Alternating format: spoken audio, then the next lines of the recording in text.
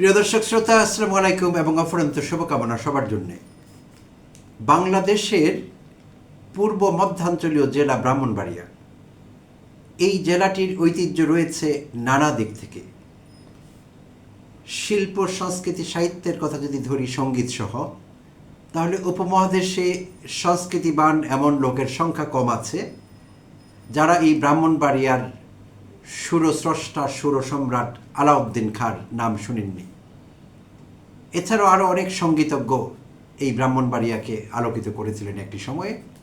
তাদের মধ্যে কয়েকজনের যদি নাম বলতে হয় তাহলে তারা হলেন ওস্তাদ আলাউদ্দিন খাঁর পাশাপাশি ফকির তাপস আফতাবউদ্দিন খাঁ, ওস্তাদ মোহাম্মদ হোসেন খসরু, ওস্তাদ আয়েত আলী খান, শচীন দেব বর্মন, শেখ সাদী খান, সুবল দাস, উমেশ চন্দ্র রায়।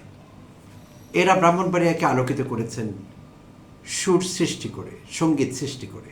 এরা সঙ্গীতের কিংবদন্তি ছিলেন এক একজন। শুধু সঙ্গীত নয়, কবিতা, সাহিত্যের কথা যদি ধরি তাহলে সেখানে আসবে ছন্দের কবি আব্দুল কাদিরের কথা, ব্রাহ্মণবাড়িয়ার সন্তান।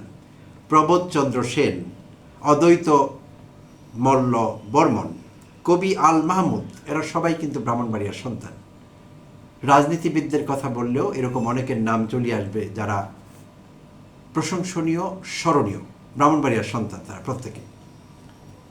তো শিল্প, সাহিত্য, সংস্কৃতির প্রতিটি শাখায় ব্রাহ্মণবাড়িয়ার অবদান অবিস্মরণীয় এবং সঙ্গত কারণেই অনেকেই ব্রাহ্মণবাড়িয়াকে বাংলাদেশের সাংস্কৃতিক রাজধানী বলতেন একসময়। এখন বলবেন কিনা জানি না, কিন্তু এক সময় বলা হতো ব্রাহ্মণবাড়িয়াকে বাংলাদেশের সাংস্কৃতিক রাজধানী। প্রিয় দর্শক শ্রোতা, তিতাস বিধৌত, সেই প্রাচীন নদী তিতাসের কথা বলছি।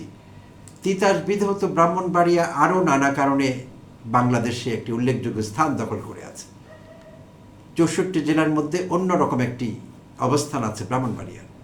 আমাদের গ্যাসের কথা যদি বলি, তিতাস গ্যাস ফিল্ড থেকে শুরু করে সালদা গ্যাস ফিল্ড, মেঘনা গ্যাস ফিল্ড, এই 3টি গ্যাস ফিল্ড থেকে সারা দেশে আমাদের যে গ্যাস আছে সেটির 1/3 সরবরাহ করা হয়।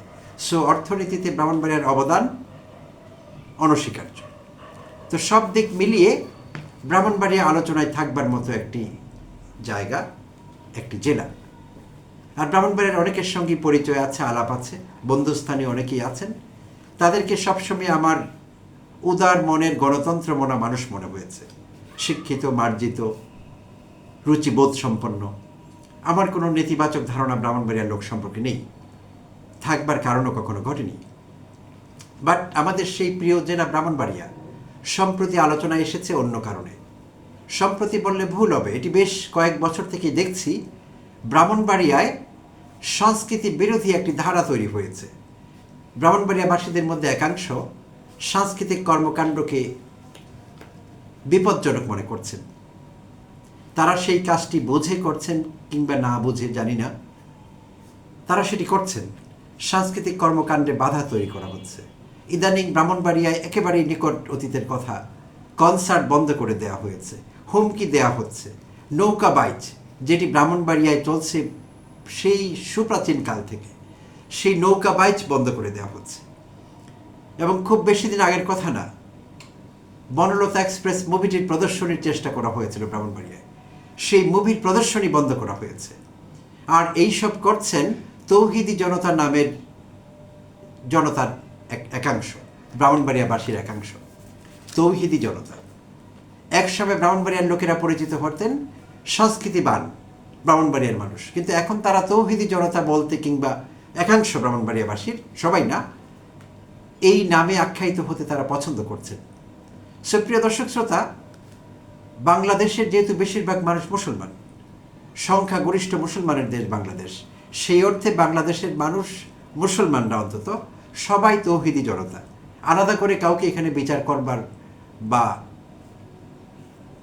ভাগ করবার কোনো দরকার দেখি না। তো ব্রাহ্মণবাড়িয়া বাড়িবাসীর কেন মনে হলো যে তাদের আলাদা একটি পরিচয় দরকার? তারা কি কোনো কারণে পরিচয় সংকটে ভুগছেন? যারা এই দাবিটি করছেন, নিজেদেরকে তৌহিদি জনতা বলছেন। 2 দিন আগেই দেখলাম পুলিশ লাইনে একটি কনসার্ট হচ্ছিল পুলিশ সদস্যদের আয়োজনে। সেখানে পাশেই থাকা একটি মাদ্রাসার ছাত্ররা গিয়ে সেই ভাঙচুর করে সেই কনসার্ট বন্ধ করে দেন। সো এটি একটি ভয়ঙ্কর প্রবণতা। আর এই যে বলছিলাম বনলতা এক্সপ্রেস মুভিটি দেখতে দেওয়া হয়নি বা প্রদর্শনীটি হয়নি। তখন আবার তাদের অনেককে দেখছিলাম প্রাউডলি বলছিলেন যে ব্রাহ্মণবাড়িয়ার বুকে কোনো সিনেমাও হবে না, অর্থাৎ প্রেক্ষাগার এবং প্রেক্ষাগৃহ এবং কোনো মুভি বা চলচ্চিত্র নাটক এইসব হবে না। তো যে ব্রাহ্মণবাড়িয়ার কথা বলছিলাম সাংস্কৃতিক ঐতিহ্যে সমৃদ্ধ ব্রাহ্মণবাড়িয়া, তাহলে সেই ব্রাহ্মণবাড়িয়া হঠাৎ করে ঘুরে দাঁড়ালো কেন? যে সেখানকার জনগোষ্ঠীর একাংশ সেখানে নাটক হতে দেবেন না, মুভি হতে দেবেন না, সাংস্কৃতিক কর্মকাণ্ড চলতে দেবেন না, নৌকা বাইচের মতো একটি নিরীহ বিষয়কে সাম্প্রদায়িক দৃষ্টিকোণ থেকে দেখবেন কিংবা সেটি বন্ধ করতে চাইবেন। কেন এই প্রবণতা? হঠাৎ করে ব্রাহ্মণবাড়িয়ার হলো কি? তাই ব্রাহ্মণবাড়িয়া নিয়ে অনেক কথা হচ্ছে সব মহলে, টক শোতে আলোচনা হচ্ছে, অনেক কন্টেন্ট ক্রিয়েট করছেন, অনেকে লেখালেখি করছেন, সামাজিক যোগাযোগ মাধ্যমে আলোচনা হচ্ছে পক্ষে বিপক্ষে। তো ভাবলাম ব্রাহ্মণবাড়িয়া নিয়ে দু চারটি কথা বলি। সুপ্রিয় ব্রাহ্মণবাড়িয়াবাসী, আপনাদের সেই সুপ্রাচীন ঐতিহ্য সংস্কৃতি, আলাদা একটি সংস্কৃতির দ্যুতি তৈরি করতে পেরেছিলেন আপনারা ব্রাহ্মণবাড়িয়া। তো হঠাৎ করে একটি জনপদের এরকম পাল্টে যাবার কারণ কি? কেন এরকম হলো? আর আধুনিক মানুষ বলে আমরা যারা নিজেদের দাবি করছি, আমরা কি এই সংস্কৃতিকে ঝেঁটিয়ে বিদায় করে নাটক, উপন্যাস, গল্প, মুভি, কনসার্ট এইসবকে আমাদের জীবন থেকে বাদ দিয়ে দেব? আপনারা বললেও কি বাংলাদেশের বৃহত্তর জনগোষ্ঠী সেটি শুনবেন? আমার তো মনে হয় না। হ্যাঁ, আপনাদের কারো কারো সেইটি বর্জন করবার, ডাক দেবার অধিকার আছে, নিজেদের বর্জন করবার অধিকার আছে। আপনারা যদি চান নাটক দেখবেন না, এই অধিকার আপনার আছে, এটি আপনার গণতান্ত্রিক অধিকার। মুভি দেখবো না, ফাইন, আপনি মুভি থেকে দূরে থাকতে পারেন। কিন্তু ব্রাহ্মণবাড়িয়া জেলায় কোনো প্রেক্ষাগৃহ হতে দেবেন না, কোনো সিনেমা হতে দেবেন না, সেটি কি করে সম্ভব? সেটি আপনি কি করে বলেন? কিংবা আপনি একটি জনগোষ্ঠীর একটি একাংশ পুরো ব্রাহ্মণবাড়িয়াবাসীর, আপনি সেই আহ্বান কি করে জানান? সেই থ্রেট কি করে দেন? সে অধিকার তো আপনাকে কেউ দেয়নি। এর নাম তো গণতন্ত্র না। আপনারা বলবেন ফেসিবাদ বিরোধী আন্দোলন করছি, ফেসিবাদী হাসিনাকে তাড়িয়েছি, আর সেইটি করে কি নিজেরাই ফেসিবাদী হয়ে পড়তে হবে? যখন আপনি বলেন এটি হতে দেব না, এটি করতে দেব না, এটি হওয়া যাবে না, এটি বন্ধ করো, এটি ভাঙো, তখন তো এই আচরণ ফেসিবাদী আচরণ। এই আচরণকে কোনোভাবেই গণতান্ত্রিক আচরণ বলা যাবে না, সংস্কৃতি মনা মানুষের আচরণ বলা যাবে না, আধুনিক মানুষের আচরণ বলা যাবে না। আমি আবারও বলছি, কোনো কিছু বর্জন করবার, আধুনিক সংস্কৃতি থেকে সম্পূর্ণ দূরে থাকবার, আফগানিস্তানের ধর্মচর্চা করবার পুরো অধিকার আপনার আছে, কিন্তু সেইটি অন্যদের বাধ্য করতে আপনি পারেন না, অন্যরা সেটি নাও করতে পারেন। কারণ দেশের বৃহত্তর জনগোষ্ঠীর কাছে ধর্মপরায়ণতা বা ধর্মচর্চা মানে কিন্তু আফগানিস্তানের তালেবানের ধর্মচর্চা না। প্রত্যেকের আলাদা আলাদা ফরম্যাট আছে, আলাদা আলাদা চিন্তা আছে, তারা তাদের মতো করে করবেন। আমার আপনার সেটি ভালো নাও লাগতে পারে। আল্লাহ চাইলে তো সবাইকে মুসলমান বানাতে পারতেন পৃথিবীতে, আল্লাহ তো সেটি করেননি। আল্লাহ চাইলে সবাইকে সুন্নি বানাতে পারতেন, সেটি তো করেননি। শিয়াও তো আছে একটি জনগোষ্ঠী আমাদের ইসলাম ধর্মে, একেবারে ফেলে দেবার মতো না। এবং তাদেরকে আমরা সমর্থন করছি। আমরা এখন ইরান যুদ্ধে ইরানের পক্ষ নিয়েছি, ইরান যুক্তরাষ্ট্র ইসরায়েল যুদ্ধে, কারণ তাদেরকে আমরা মুসলমান মনে করছি, সেই জন্য আমরা তাদের পক্ষ নিয়েছি। তাদের পক্ষে কথা বলতে আমাদের ভালো লাগে, যুক্তরাষ্ট্রের বিরোধিতা করতে ভালো লাগে, ইসরায়েলের ধ্বংস কামনা করতে ভালো লাগে, কারণ আমরাও নিজেদের মুসলমান মনে করি, ইরানের জনগোষ্ঠীকেও আমরা মুসলমান মনে করি। তাই তাদের বিপদে, তাদের আগ্রাসনের শিকার হয়েছেন তারা, সেইটির পক্ষে আমরা দাঁড়িয়েছি। বাংলাদেশের মেজরিটি মানুষ তাদের পক্ষে দাঁড়িয়েছে, শুধু বাংলাদেশের না, মুসলিম উম্মার মেজরিটি মানুষ তাদের পক্ষে দাঁড়িয়েছেন। তার মানে কি? আমরা তাদেরকে আমাদেরই লোক মনে করি।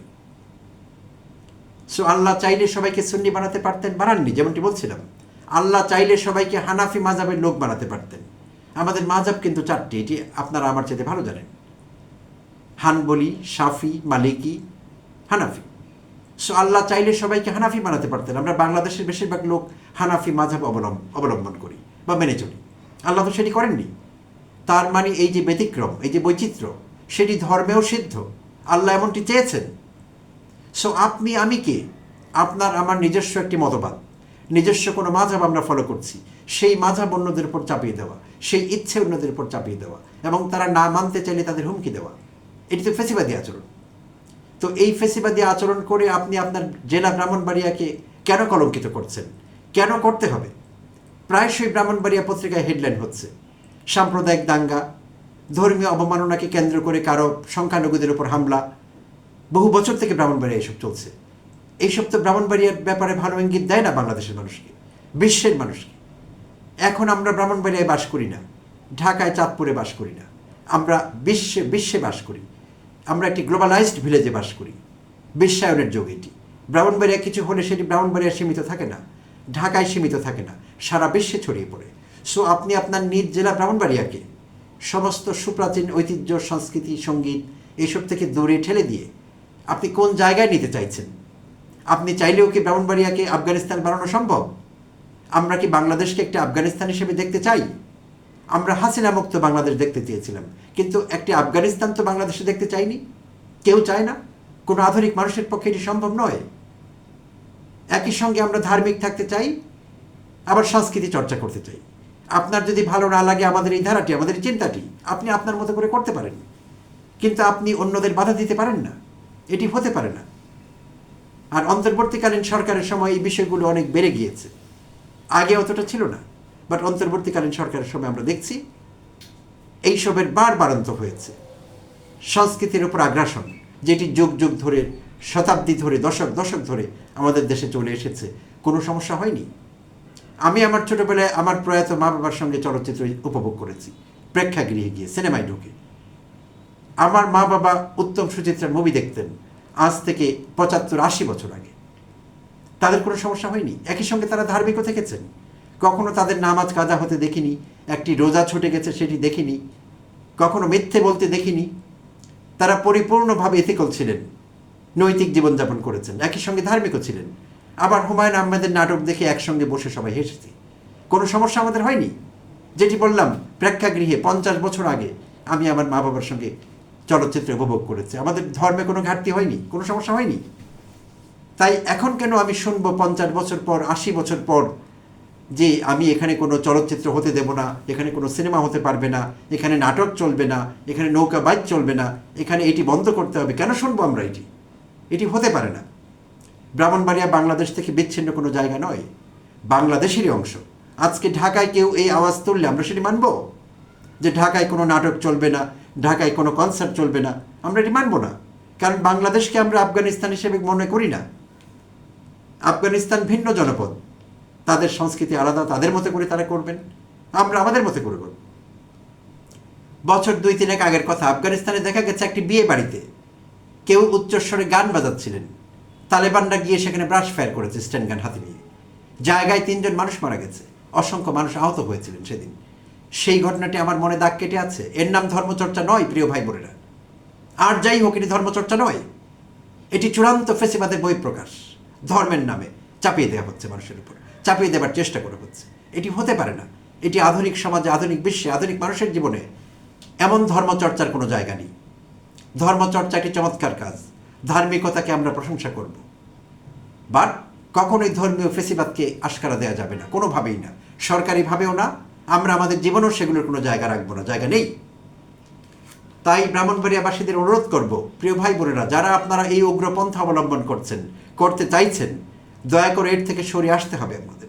কারণ ব্রাহ্মণবাড়িয়ার বেশিরভাগ মানুষ এইসব মানবে, পুরনো সাংস্কৃতিক ঐতিহ্য, সেই সব থেকে বেরিয়ে আসবেন তারা, সেটি আমরা মনে করছি না। তাই নিজের মতবাদ চলুন আমরা কারো ওপর চাপিয়ে দেবার চেষ্টা না করি। আমরা আমাদের মতো থাকবো, আমরা আমাদের মতবাদ পালন করব। হ্যাঁ, আমরা হয়তো বলতে পারি, কিন্তু কারো ওপর কোনো বিষয় জোর করতে পারি না, হুমকি দিতে পারি না। এটি হতে পারে না। প্রিয় দর্শক শ্রোতা এবং প্রিয় ব্রাহ্মণবাড়িয়াবাসী, অনেক অনেক ধন্যবাদ জানবেন আমাকে শুনবার জন্যে এবং দেখবার জন্যে। আবারও আপনাদের সঙ্গে মিলিত হব অন্য আরেকটি এপিসোডে, অন্য কোনো বিষয় নিয়ে।